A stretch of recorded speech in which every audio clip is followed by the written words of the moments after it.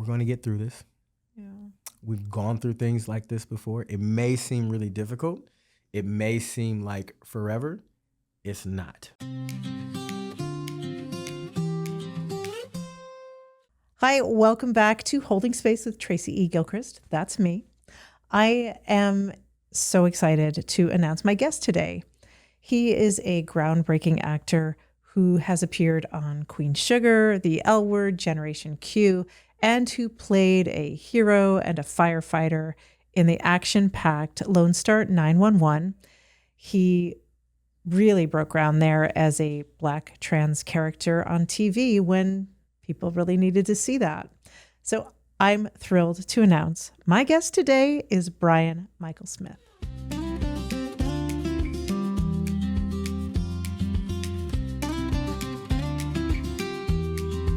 Brian Michael Smith, I want to thank you so much for being here. I really appreciate it. You are so welcome. I'm always excited to hang out with you and just like chit chat. You're one of my favorite people on the carpet, so I'm glad we got a chance to sit down. It's always fun to see you. And also, I just want to point out to folks that Brian came here a little bit last minute, and we had to keep changing studios. I've been in a different studio every time. And you were just the sweetest, most easy person to deal with. So thank you for that. Hey, show up for the people you care about, you know? Yeah, well, I appreciate that. And I'm glad to have you here. So I want to begin the way that I always do, which is, this has been a year. Say that again. It's been a year. Okay. So it's been a year. And I really just like to ask, how are you? Let me see. Let me breathe. Mm-hmm. It's very fragrant in here. So it smells amazing. So I have to say, shout out to the studio meditation for the ambiance. It's very, very good. I think we might have a sound bath in here. We could. I mean, we have the bearskin rug. I feel like we are set up for that. We are. Yeah. At this moment, I feel pretty good. It's nice to be outside. It's, I'm from the Midwest. I was in New York for 11 years. It's freezing over there right now. I know. So I'm very happy with my choices to be here in Los Angeles. And just feeling really good about my creative journey so far. Good. Okay. So you're doing pretty well. Yeah. I was cursing the 80 degrees today. I'm from Connecticut. It is not supposed to be 80 degrees in December. You want some cold? I want to wear my jackets and a scarf. Well, look, I had a taste of it. I went back home to Michigan for Thanksgiving and it was like 20 degrees. That's enough. I had enough. That's good. You're good. So I think because I felt it, I'm really appreciative now of it you're right good. now. Yeah. You might need to put a toe into some cold and you might have a different feeling. Yeah. Well, I'm going to London, so. Oh, nice. I get a little cool. Yeah.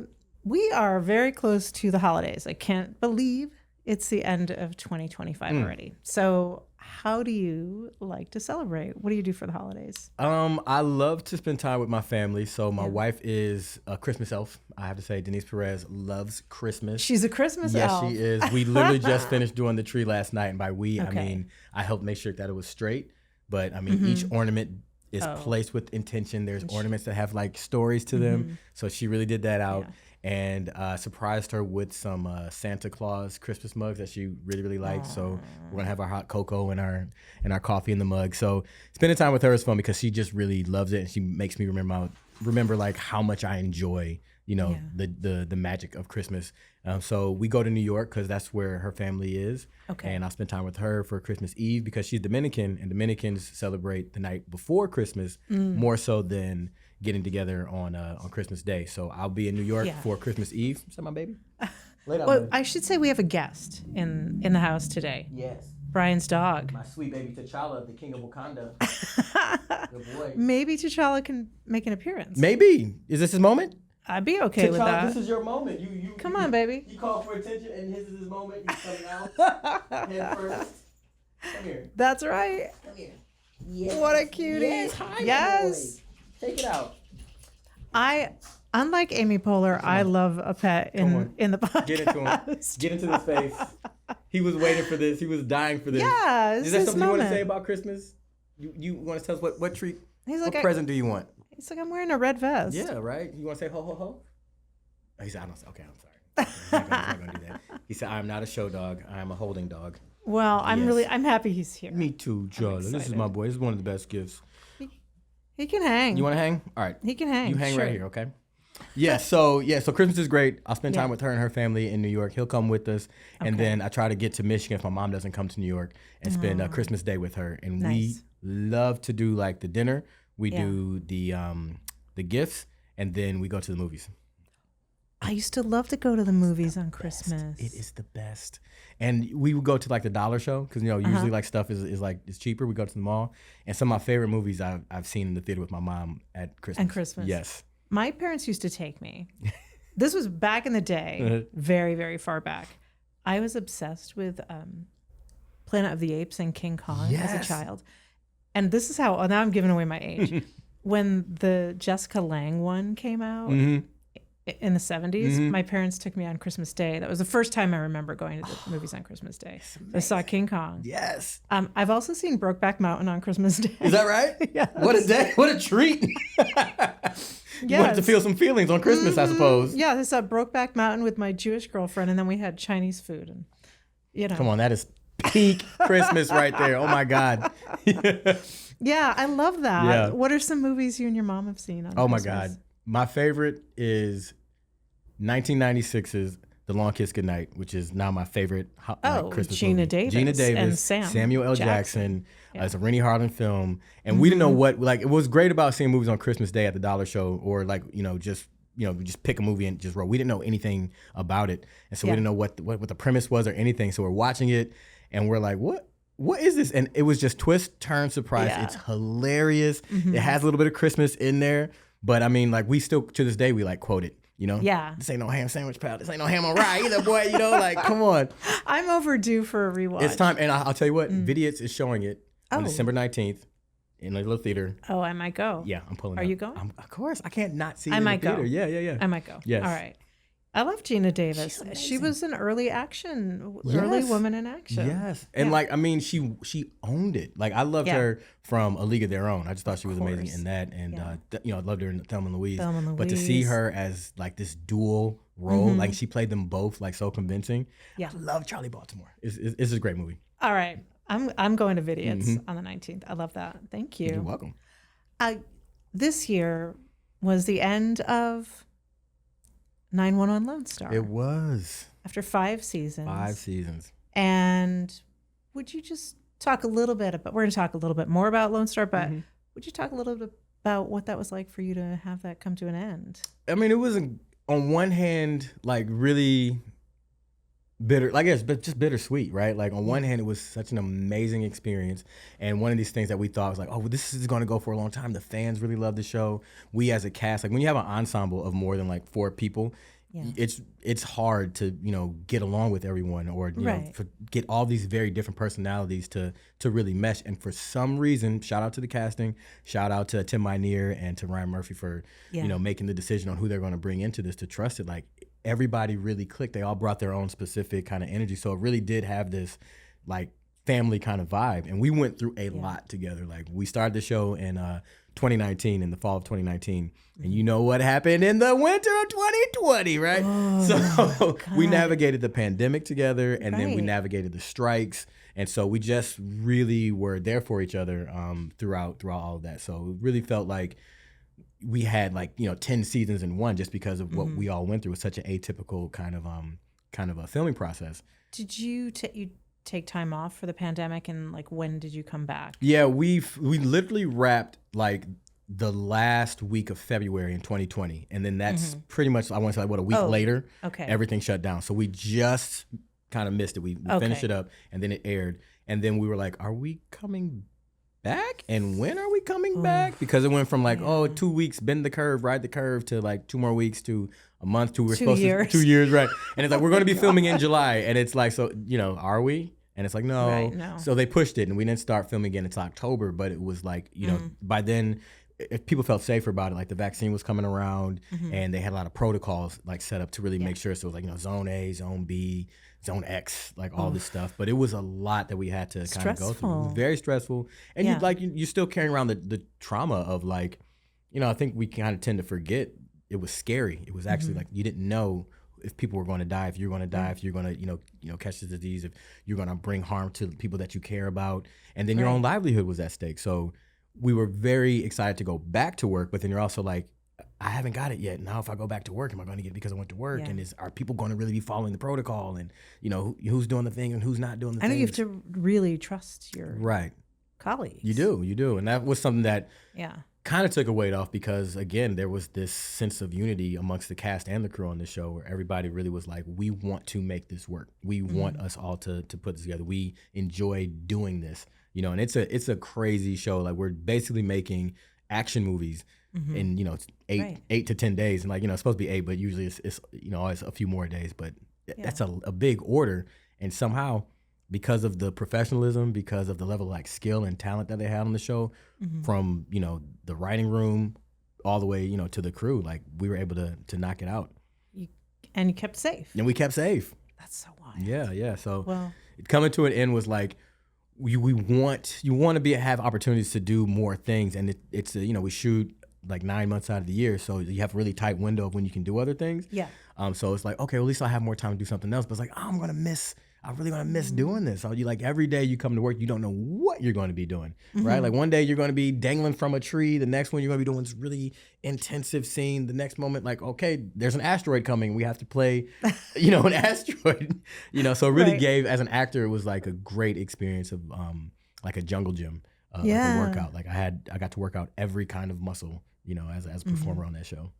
I love that. Well, thank you. Yeah. Thanks for that portrayal. We're going to talk more about it. Oh, snap. I want to get to my central question, though, which is you may have heard that I went viral for holding space with the lyrics of Defying Gravity.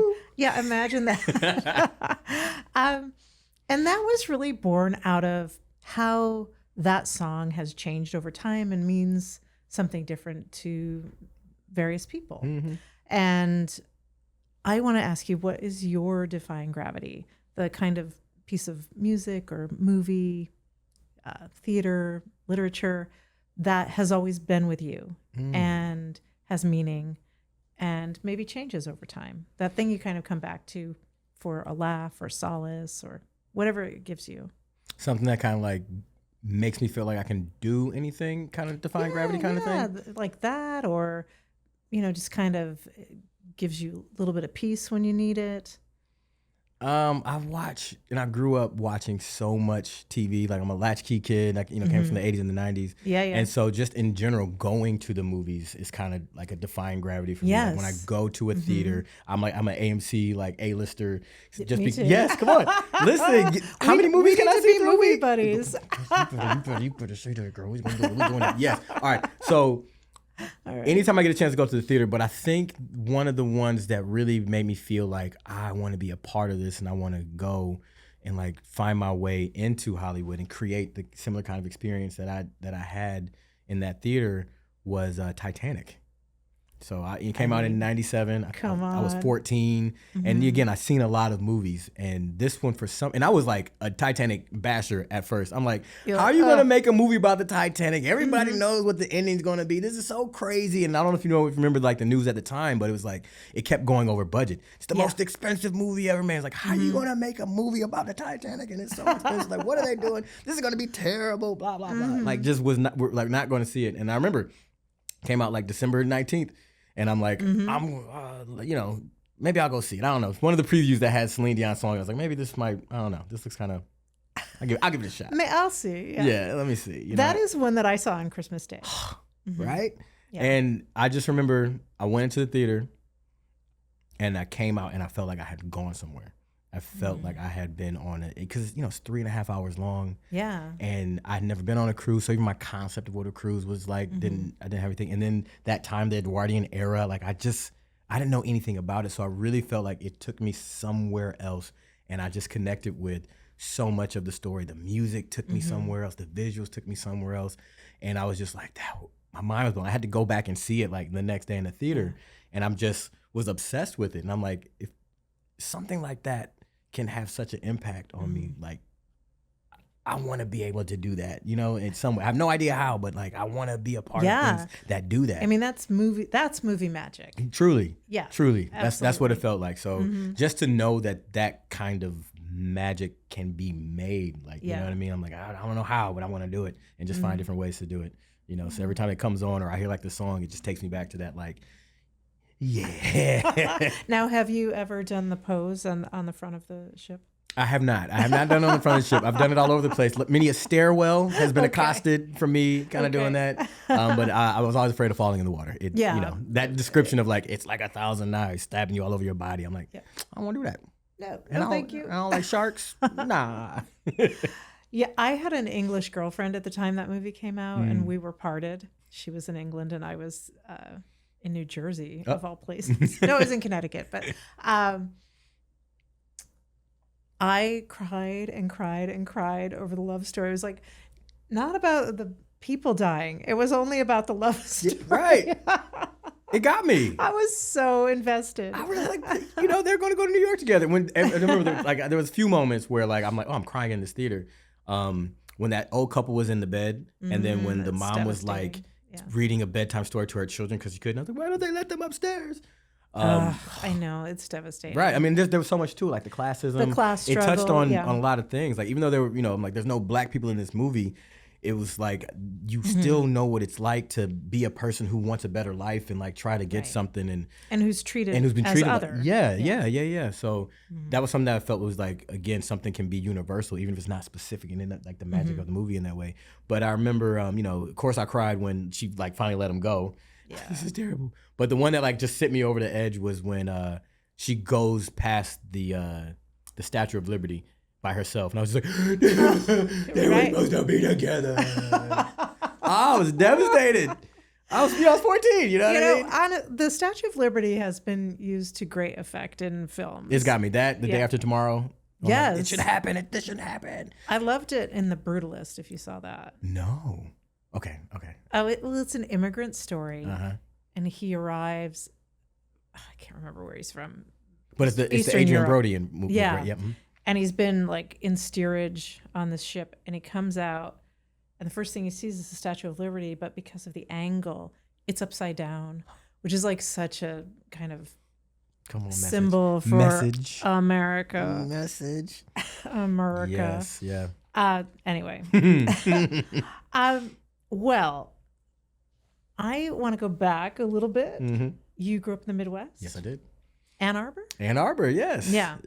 I have always wanted to go there because it seems like such a cool college town. It is. It is. It's such a unique place. Like, and I grew up kind of on the border of Ann Arbor and Ypsilanti. It's like there's a cousin city right there, and Eastern Michigan University is in Ypsilanti. And my family, that's where I originated from. Okay. So I was born in Ann Arbor in the University of Michigan Hospital, but my mom and her mom and my aunts, they all lived together in Ypsilanti for the first couple years of my life. And then when I was in kindergarten, moved to Ann Arbor, and so I grew up in Ann Arbor.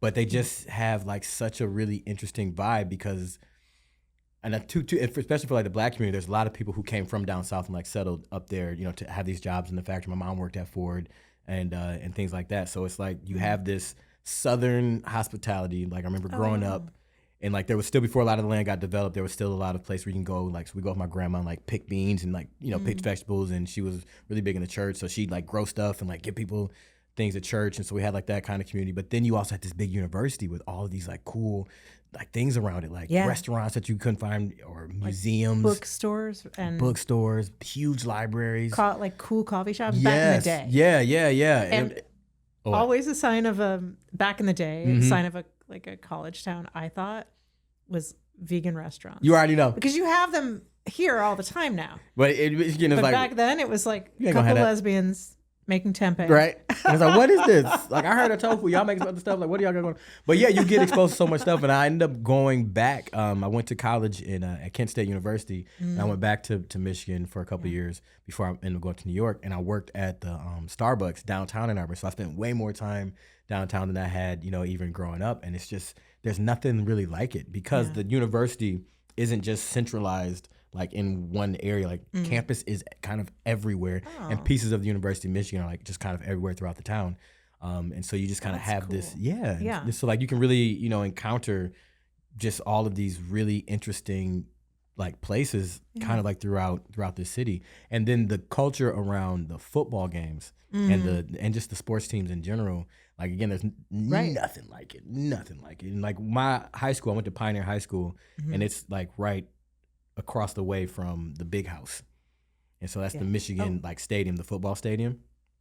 And then like you could hear it from your house. You can hear these games from your house sometimes, but just growing up in the shadow there. So I was like, Michigan football is like such a thing. And it's like, I want to play football, and like Rudy had came out and I did, You did. And like Pioneer High School and like Holloway Field is like up the street from, from the big house. So you just kind of have like this feeling of like, you're part of this big tradition, and this big culture. You want to play football? You want to play? You're I mean, football. He looks strong. He's pretty sturdy. I think he does push-ups in his little bag. Yeah. I want to talk a little bit more about your football because you were kind of a real trailblazer. Truly, I was on the Pioneer team, and I was a pioneer because I was the only female identified person who played on the boys' team. And it was like, again, this is the 90s, what I mean? And like, I didn't have any... groundbreaking. It was. It really was. And I didn't have any context for like who I was. It was just, I'm just different. Like, I couldn't find anybody else who was like me. And, I just like, I don't know what the rules are, but I know I want to play. And I think that, I should be able to play because I was going to be able to play Pee Wee League football. And I remember I would play all the time anyway in the backyard with like my friends. We, back in the day where people would play outside a lot, there was like 3 neighborhoods that kind of converged. And a lot of us ended up going to like the same schools and whatnot. And so I would be playing like football with them anyway. And then when we got to 7th, 8th grade, they started playing on the Pee Wee League teams. I'm like, I want to play on the Pee Wee League teams too. And my mom was just like, no, absolutely not. Like, no. And I would go back and forth, like, no, you can't play. Like, you want to get hurt. Yeah, your mom wanted to protect you. Yeah. And it made sense. She was doing the best that she can. She had me when she was young too. So she was like, what are you even talking about? And then my grandparents weren't around. They passed away. By the time I was 7, both my grandparents had passed away. So my mom was really trying to figure out a lot of stuff on her own. And like her priority besides providing me was like trying to protect me. So here you are saying like, you want to play football. And I'm like, but Mom, I already play football with these guys anyway. So it's not that big of a deal. Like, but they put the pads on and no. And I'm like, well, okay, I'll tell you what.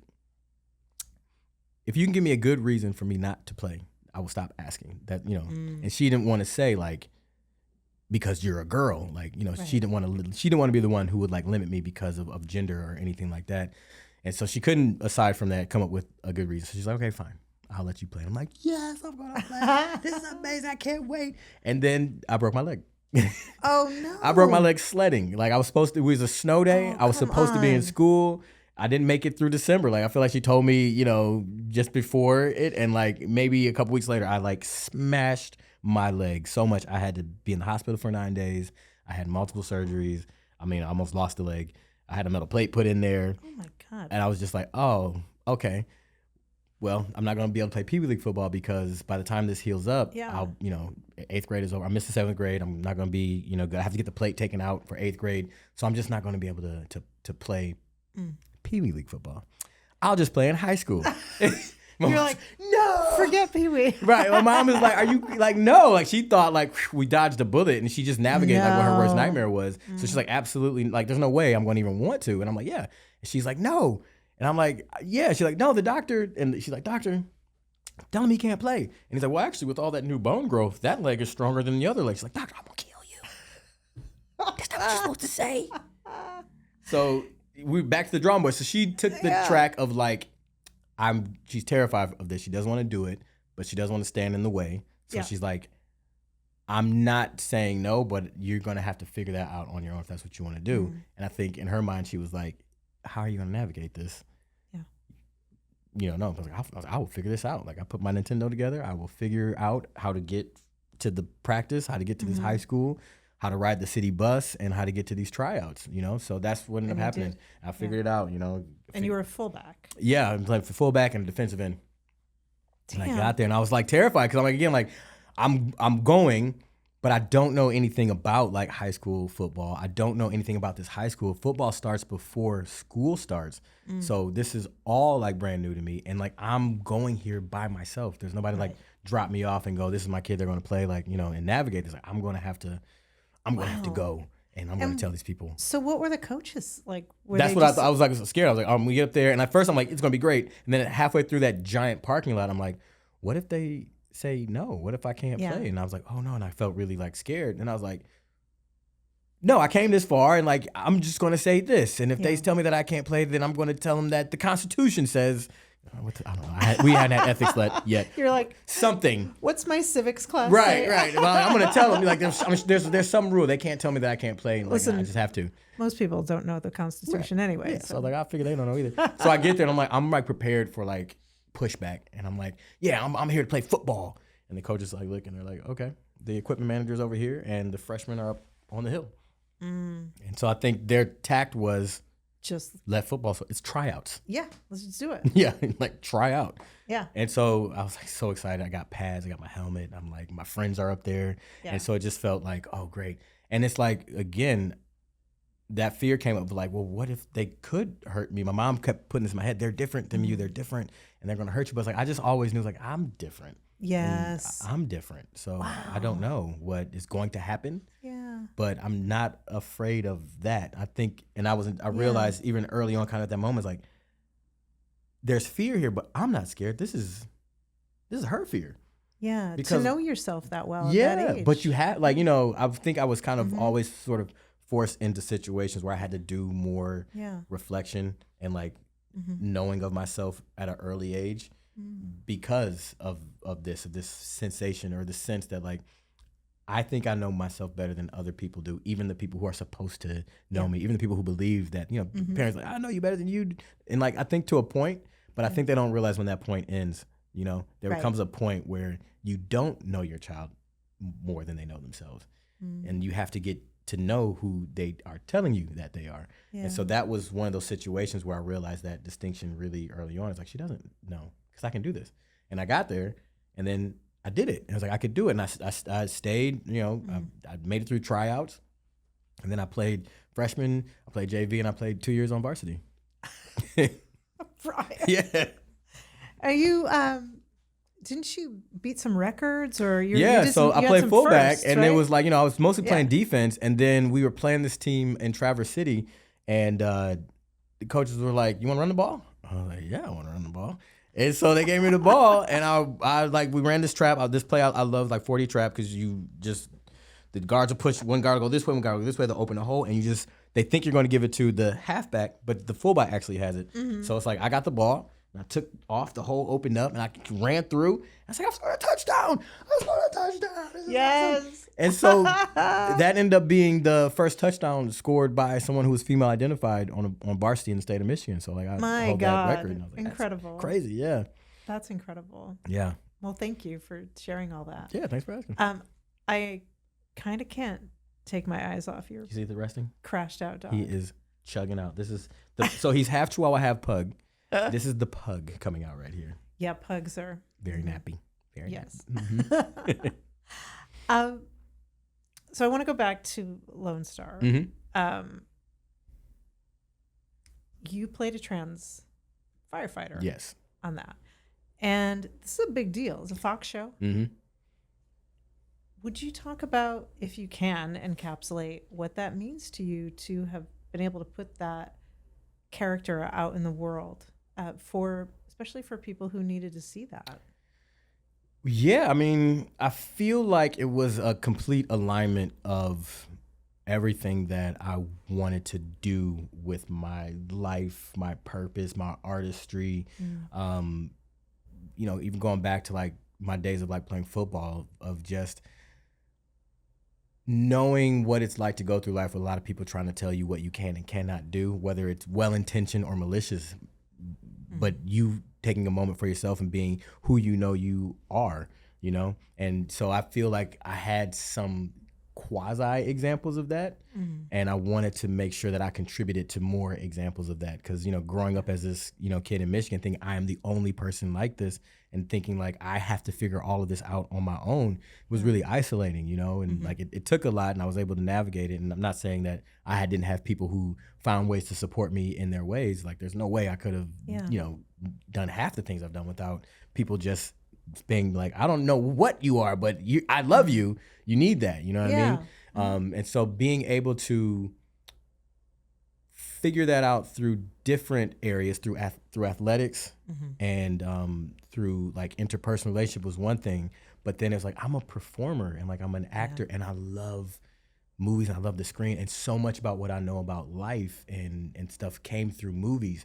and through TV. And so I wanted, so it's like, how can I take what I've gone through and put that and add that to the, the tapestry of TV and film. And it's like, I didn't know, because I hadn't really seen any other examples of that. Like growing up, I thought early on, it's like, I think I have to hide parts of myself in order to get to where I want to go.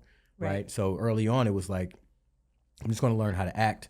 And then maybe I'll just, at first I'm going to deny this is even a part of who I am. So like through early parts of college, like, that's not part of who I am. I'm going to put all this boyish stuff behind me, and I'm just going to hope that they can figure, I'll try. My mom was like, maybe you're struggling so much because you never really tried to be a girl. And I was like, I haven't.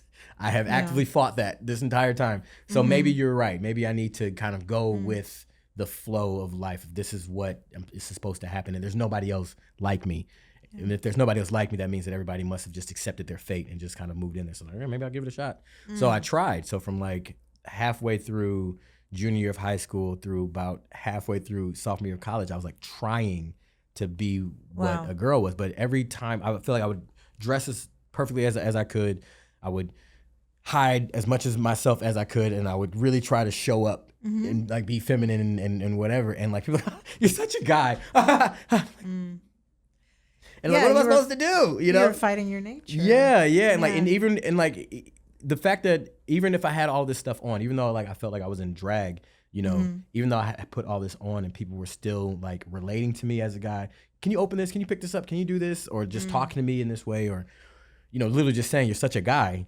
I was like, why am I doing this? Like, this sucks. Because I can't wait to go be by myself so that I can like take all this shit off and just be myself. Yeah. And it's like, when does this end was like a big question in my mind. Like, when does it end? And I'm like, what's the future supposed to be like? Let me just see, like, if I'm in my 30 years old and like I'm over all of this, like, what does my life even look like? And I tried to picture it. And it was like a moment for me, because I'm like, when I close my eyes and I see myself, I always see a guy. Yeah. And at the times I always saw like a boy. And then I tried to close my eyes and picture myself as a woman, and it was such a foreign concept. It was already hard to me trying to just picture myself being a girl, but like to be a woman, I was like, that's where I'm going. That's where I'm going. Yeah. I don't know how to fulfill that. I don't know how to do that. And I just felt really lost. And then it's like, I can't even think about acting and performing, because I'm like, how am I supposed to do that? And when I was even trying to do acting roles, it's like, they're giving me female parts, and I'm like, I don't know how to play this, and this is all that, because you have to be able to be seen. You have to be able to be you, and you have to be able to connect to yourself. And like, there's so much blockage and avoiding. And right. You can't play a character if you're not in touch with yourself. No. And I'm like, I don't know what I'm going to do. And so I realized I have to figure out who I am and what I am. And like, I can't be the only person like this. And that can't be the only future for me. Like, why can't I just be who I am? When I close my eyes and picture myself, I see like a man with a beard, and like, why is that not possible? And it was like, it is. Yeah. And I was like, when did you? This was like 19. Come into understanding 19, yeah, right then. Yeah. It was like, just from like me stopping all the fighting and the resisting. Yeah. It was like, just quietly, I'm asking this question, like I just quietly answered itself. It was like, there is that, what? And it's like, only thing I knew about anything related to what we now know as trans was like Jerry Springer and I know. Boys Don't Cry, like things like that. So like, I had no real concept of people actually living a life and living well. Yeah. And really being an embodied, three-dimensional person. Right. The way things were always presented to me through the media was always, someone playing dress up, and then someone getting like violently attacked for playing dress up and crossing these boundaries. Right. So like, it just seemed like there's not a possibility. I mean, Boys Don't Cry had to be terrifying. Yeah, I avoided it. I didn't watch that until probably 20. If it came out in like 99, I didn't watch it until I was like 27, 26. No, 26, 27. But it was like later on, it was like, oh, see, this is why I couldn't watch that. You know what I mean? It was a messed up experience for me, because like there was so much of it that I could relate to, and that felt amazing to see on screen. But then there was like the violence, and like this, one of your deepest fears is like, people are going to be upset about finding out, like, you know, who you are. And it's like, they didn't find out. He was who he was, and they just didn't like who, you know. Right. So all that like mental gymnastics that I had to do. So around this time, I kind of asked that question, and the universe kind of responded back. And for the first time, I really opened my mind to like, is that really a conceivable possibility? And so I'm like, let me look it up, you know? So I got up and I had to ask Jeeves at this time, and like, Jeeves, what is sex change a real thing? Oh, and like I did. And it's like, yes. And like, you know, images, people's blogs start to come about real people who are like living their lives. Jameson Green had wrote a book called Becoming a Visible Man, and it was about his experience and just seeing his life and like his picture from. That's a name I haven't heard in Jameson Green, a very long time. Yes, but I remember, but it's been a long time. And he's been doing the work for decades. It still is. He's, you know, I think he just turned 76. He's part of a program that I was. So I got a chance to actually meet him in real life and like tell him like 20 years later, like, Jameson, because of your book, like, and literally seeing a real trans man, getting language around that, seeing his life, hearing about, you know, how he navigated things, and realizing like so much of his story was in alignment with my story, affirmed for me, like, that's what I do. I may not necessarily be like a memoir writer, but as an artist, a storyteller, like I want to find a way to be that for somebody else, because he was kind of like a lifeline through this book. And so I was like, I got to become myself, navigate this first, and then I'm going to find a way to like marry the two. And again, at this time I thought, well, in order to be an actor, I'll just have to show up as a man, and like I have to leave my past behind, and I can't talk about that because you can't be LGBTQ in Hollywood and have a life. So this is the thoughts that I was having. And then even if I wanted to, there's no characters to play. There's no stories that I could like do this in. I'll have to figure out a way. I'll have to make my own. So I, you know, switch majors to video and film production. So I can at least learn how to make my own stuff when the time comes. And after college, and I was working with young people and doing media literacy and realizing like, you know, I'm focusing and I'm doing acting adjacent stuff. I think I really want to go back to really trying to act now that I feel like more embodied, and working at the LGBT Center in Manhattan with young people in direct services, and seeing what an impact it had for them to see me in the flesh. I'm like, I need to do the two things. I need to follow through on what I said I wanted to do, and like become the actor that I want to be. He wants to bark so bad. Be the actor that I want to be, and then it's LA. Yeah, and he's like, I will woof. We have sirens. Yes, I will woof woof. Oh, well, you don't have to woof woof. You did a good job. Thank you very much. Right. He seems pretty content. He was like, but if I need to woof. Woof. He also found his angles. Right? Yeah. So you found your character? Look in the lens. He's doing it. He's so good. I gotta give him a show. So I was like, I want to do both. I want to show up in my work as like a full embodied like person, and then, you know, I want to go back to acting and like really tell these kids and like show these kids through my action. Like, if I'm telling you, you gotta not let anything knock you off your path. I got to get back on my path. So I was like, I feel ready. I feel embodied in myself. And I realized I don't know how to act as well as I want to.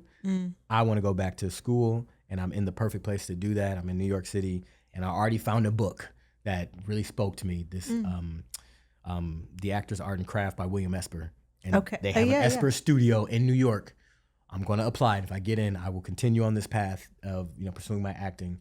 And if I don't, at least I took a step in that direction, and I can go do the youth work and feel good. But that was in 2011, and I got into school, and a game-changing experience for me. Yeah. And then seeing, after I finished school, seeing Orange is the New Black and a fully developed trans character in Laverne Cox's character, Sophia Brissett's character, and then seeing Cheryl Dunye's Black is Blue.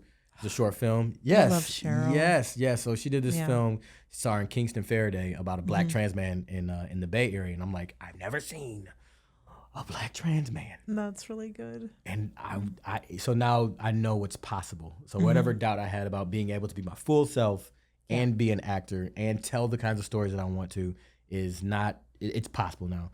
So now I want to align that. I know I want to be on TV.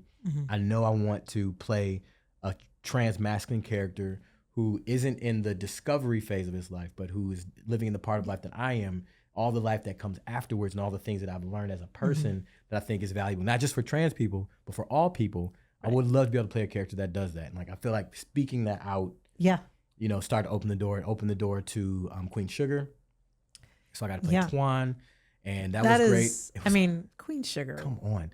I love Ava DuVernay anyway. I saw Selma in 2014. I was like, and it was a talk back between her and David Oyelowo, and I'm like, what you are doing is exactly what I want to do. I love your kind of stuff. She was like, okay, baby. I was like, I want to work with you. I'm like, she's like, do your thing, and the door was open, and so I love that. Like a couple years later, like it manifests. I heard like this Queen Sugar. I kept telling my agents, I don't know what role there is on there, and there was no way in my imagination I thought I'd be able to play a trans law enforcement officer either, because I've always wanted to play these kinds of figures. Someone who grew up watching so many procedurals and action movies and stuff like that. So I've always wanted to play those kinds of characters. And so for Queen Sugar to come along, be as amazing as it is with this storytelling of rich portraits of Black characters and deep explorations of Black masculinity, and then to include a trans masculine narrative in it in a way in which the trans character is empowering the lead character who's questioning the trans character, has more of his stuff in alignment, which is kind of what happens in life, than the other character, because of all the self-reflection we have to do. Because you have to think about it. And I was able to offer those gems to this character, doing a scene where I'm offering gratitude as opposed to reliving and there's a moment where he touches on what he went through, but it's in the service of him saying thank you, Ralph Angel, you didn't have all the language or the words, but you stood by me. And I was like, I hadn't got a chance to do that in my life. So it's like I got to live this moment out. I remember my prep, I was like thinking of all the people who, even if they didn't know or have the language, because we didn't, who just were like not going to let anything happen to me. Yeah. And just say thank you. So it was a really cathartic full circle moment just from that. And what was great was that was on Oprah's network, and you have to subscribe to it. But it's like the Black community was really invested in that. And so I was like, for the next thing that I want to do, I want to reach out to even a wider community with this kind of representation. I got a chance to do the L Word and playing Pierce. That's another thing. Hey, we in sync right now. I am a lesbian of a certain age. The L Word was a big deal. Yes, yeah. And so the L Word was interesting because it's a lesbian-centered show. And then they wanted to cover a lot of what was happening within the community from the L point of view. And so when they explored the Max character, they were like, well, within the lesbian community, there has been what seems like a lot of butch lesbians becoming trans men. That was how it felt, So there was a whole big thing in the original with Max. With Max, yes. And it's not a great speech. It's bad. Yeah, but they gave it to Pam Grier. Oh yeah. And it's very problematic and troubling now. Back in the day, there was nothing like it. Right. It was nothing like it. And it was very of the time, and it was very of the people who were it's a lesbian show. So it was told from a lesbian perspective. And so, I understand why it was the way it was, because that was the feeling of the people within the community who were having that. It would have been great if they had talked to a trans man and could get some insight on it. But what's interesting is that Daniel C. came out as trans later, but at the time was not openly trans. Right. And still probably still exploring, and was able to kind of touch on some things while navigating that storyline, and then kind of working the way through. But what was interesting about that was here's an attempt at talking about something, but it's coming from outside the community. Yes. And so it put me really much more in alignment with what I want to do is I would like to be able to tell these narratives from within the community, and then have some overlap. So that's what I thought was great about what they were doing with the L Word Generation Q, where they were like, let's have people from the different pockets of the community be a part of not just the cast, but within the writings room. So when I went into my audition, there was a trans man in my audition. I was like, oh, okay. So good. Okay, let's go. And you weren't the only trans man on the show. No. Leo Shang was on the show. Yeah, so it's and we're showing different generations. Leo's amazing. And it's also from Ipsy. Hey. What? Yes. Oh my goodness. Yep. Yeah. Yeah, no, Leo's amazing. I love Leo. I can't stop talking about the L Word yet. This is a little bit of a selfish question. Hit me up. I have now twice been on stage moderating a talk with her. Would you talk about working with the Ms. Jennifer Beals? Jennifer Beals is bae, okay? I love working with Jennifer Beals. Oh my God. She's a consummate professional. She's a beautiful human being, and just someone who I felt like I could kind of go toe to toe to, and wants you to show up and like wants to like, let's elevate what we're doing. And I feel like the door is open to that, but also someone I could like learn from, just by watching how she navigates. And like, I hadn't worked that closely with a number one on a show before. So it's like, you're wearing a lot of hats. So how do you carry, your character, the development of your character, a beloved character at that? And she was executive producing. Yes. With Kate and Leisha. Yes. Yeah. Yes. So lots going on. So much going on. Yeah. So it's just really cool to kind of, literally work with her and like bring ideas together and like, kind of play off each other. And that was great. But then also just kind of like watch and learn. Like, and I feel like it was an amazing experience across the board. Like working with all three of them, like Kate and Leisha were like so gracious. I love that. And I love you. Yes. I love you all. And they were amazing too. And what was really great was I was a recurring guest on that. I was so thrilled to be working on the show. And I'm working on it and I get the audition for 911. Yeah. It's a series regular and it starts and they're overlapping. So I was like, I might not be able to do 911 because I'm on this show, and they're in first position. Yeah. And so, I did the audition and, they're moving really fast and they're like, we want him to work on the show. And like, I had to like say like, I want to do both. I love this. I really want to do both. But Marja was so great. The showrunner, Marja Lewis Ryan. Yeah. Amazing. The writers, the cast, and then Jennifer and Kay and Leash were also like, so how'd it go? Did you go? Did you get? They were so supportive. Like they understood like what an opportunity it was for me to do it. Good. And was like just so supportive in that. So I mean, she's amazing and like someone who I feel like is someone I can look to just for who she is as an artist and then the impact that she wants to have on the world. And she has had on the world. Like, the work that she does outside of her work is like so instrumental in like kind of moving the needle forward. Environmentalism.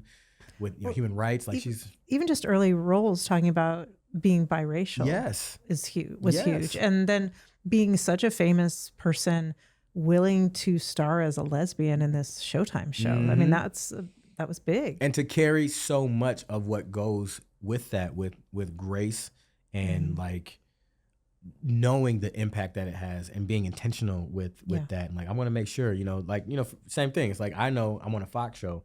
And it's like I know that because I'm on this show, I'll be accessing people that may not know that they know someone who's trans or may not know that they know someone who's LGBTQ and may have all these ideas. Yeah. So it really means a lot to me to be able to bring authenticity to what my experiences and what people who may be like me experiences like truly are.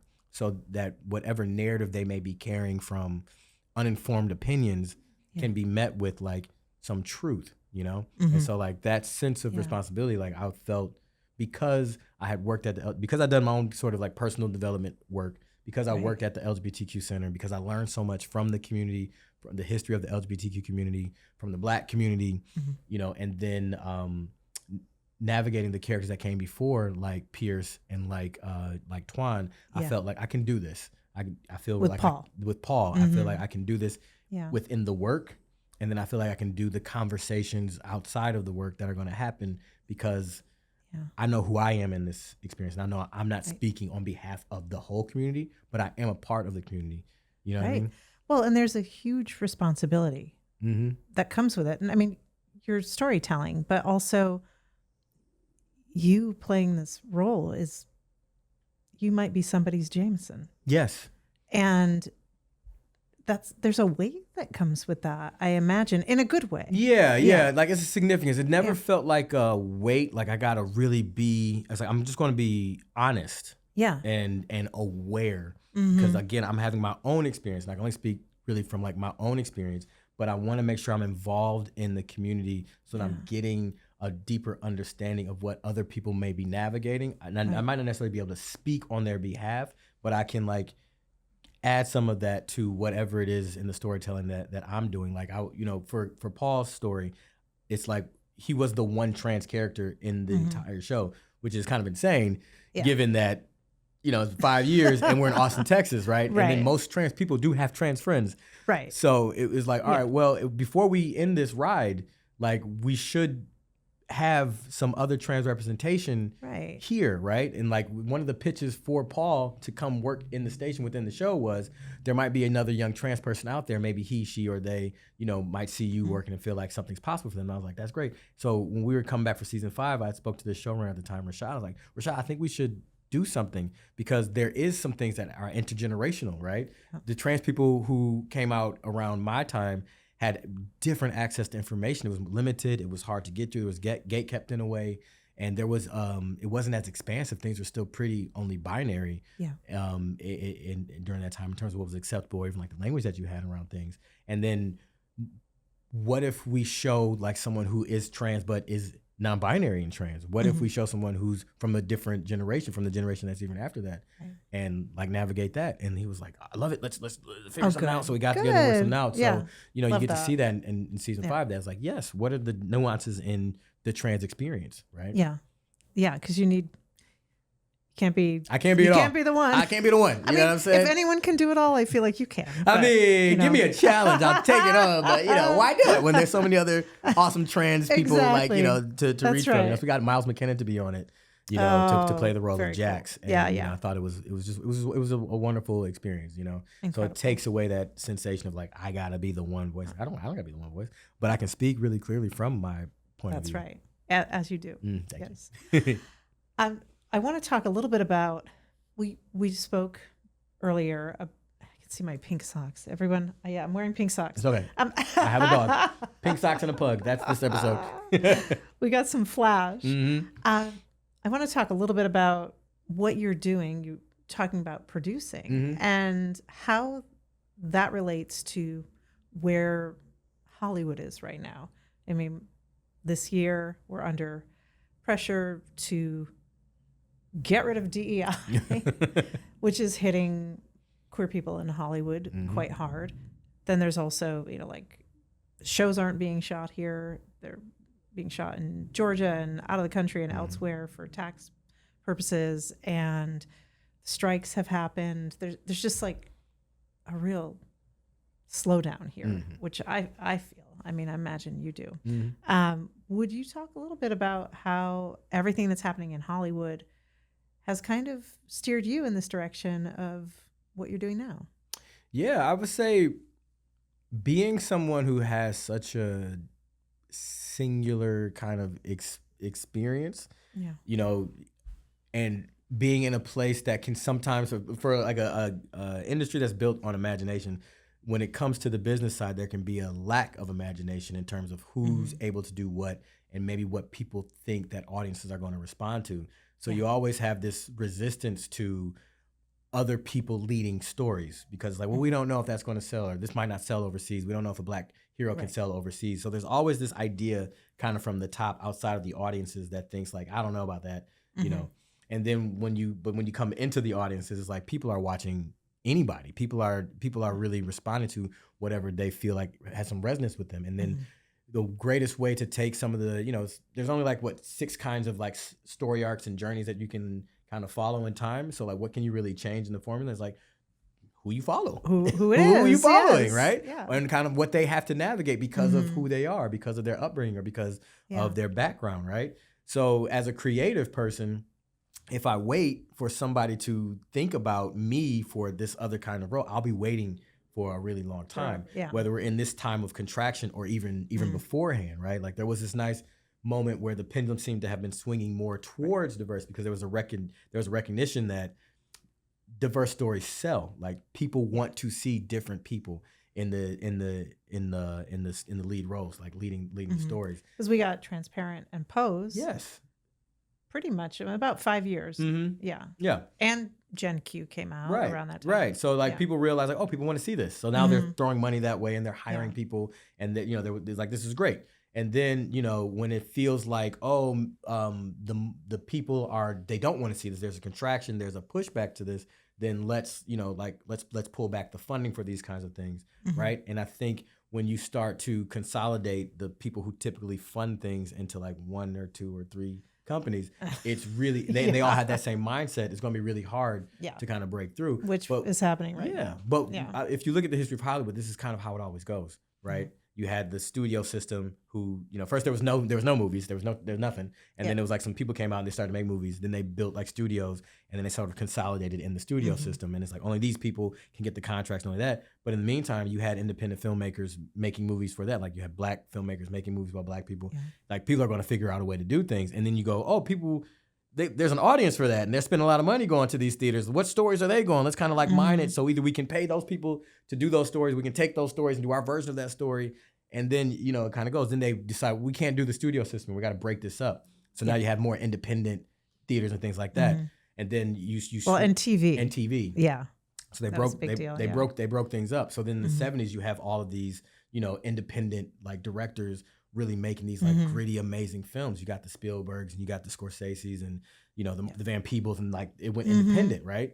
Well, and that came. I'm a little bit of a film nerd. Yeah, but they were kind of taking a note from the French New Wave. Yes. Yeah. Yeah. So. And realizing like we don't have to go through the system. Yeah. We can just make what we want to make with the people we want to make them with, and then the people with the money are like, what are they watching? Let's get some money. Let's give them some money.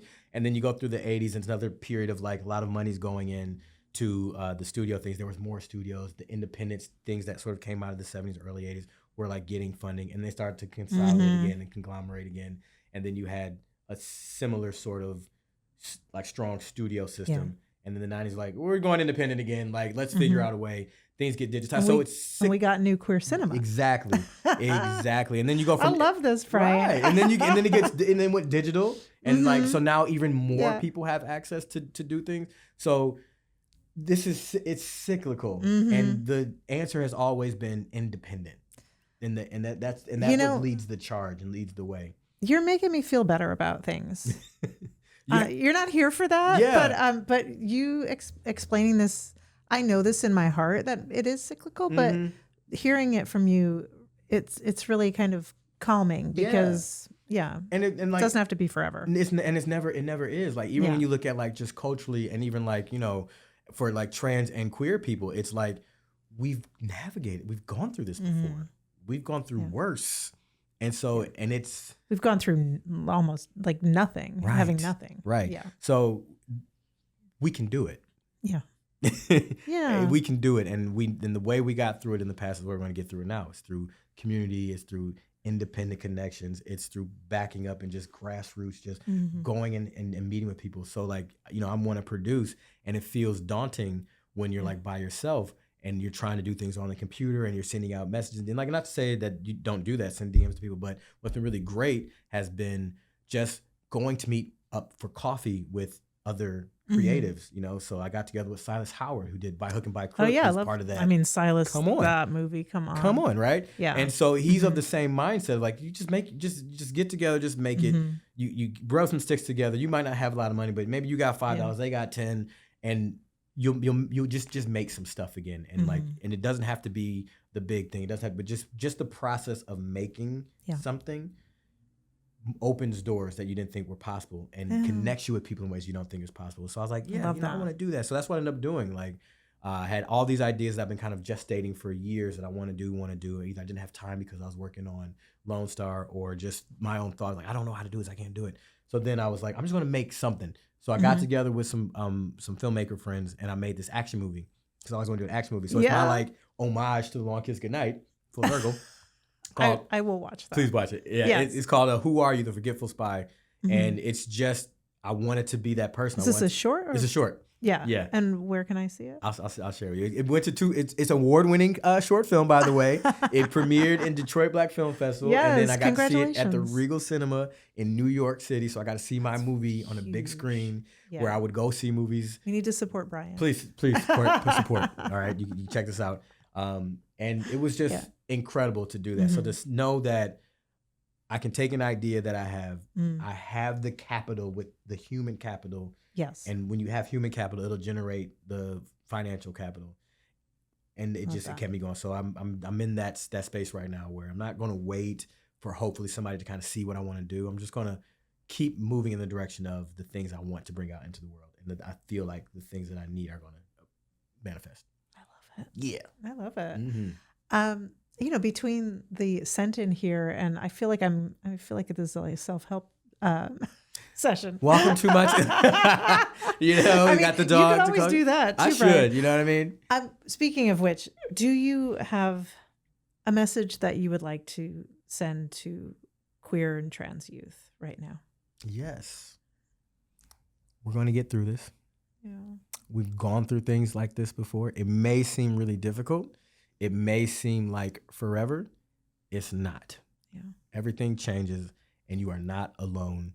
And there's a lot of work that's happening right now on an individual level and then on an organizational level to make sure that the rights that we have earned don't get completely eroded away. Yeah. So it seems terrible. Please keep your head up. Please connect with people outside of your computer.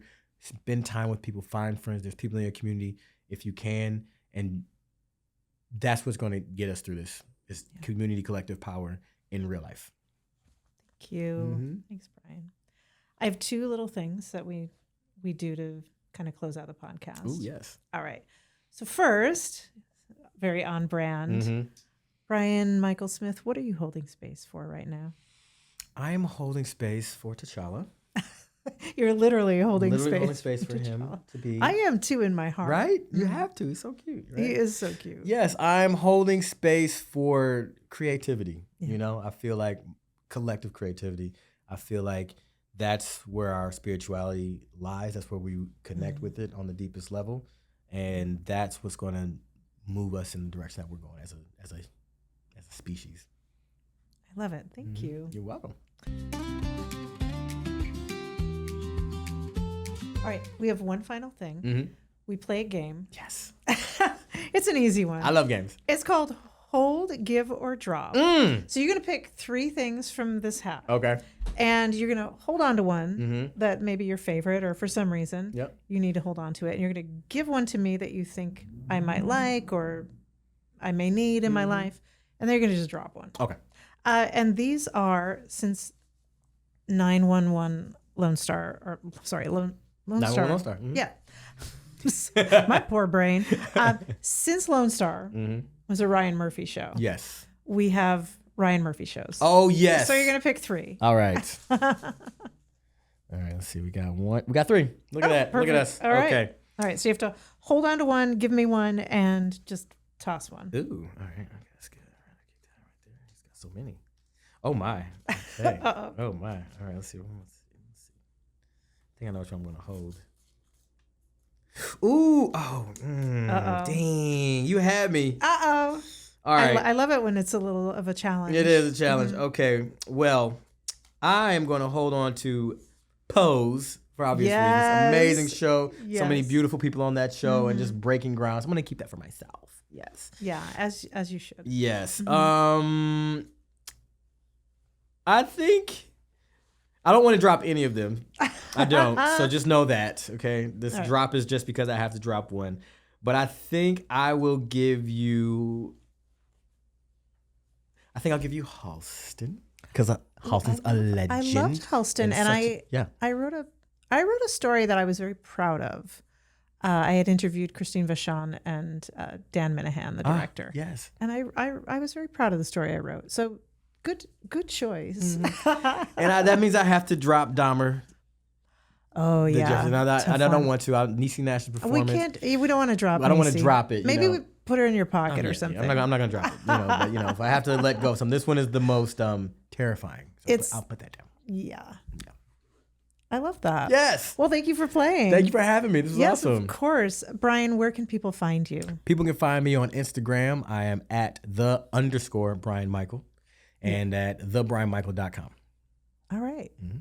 Thank you so much. It's been my pleasure to have you here. Thank you. Thank you for listening to Holding Space with Tracy E. Gilchrist. Holding Space with Tracy E. Gilchrist is a main character production hosted by me, Tracy E. Gilchrist, produced by Joelle Del Stella, co-produced by Mason May, editing and sound by Nick Walker, and executive produced by Joelle Del Stella and Tracy E. Gilchrist.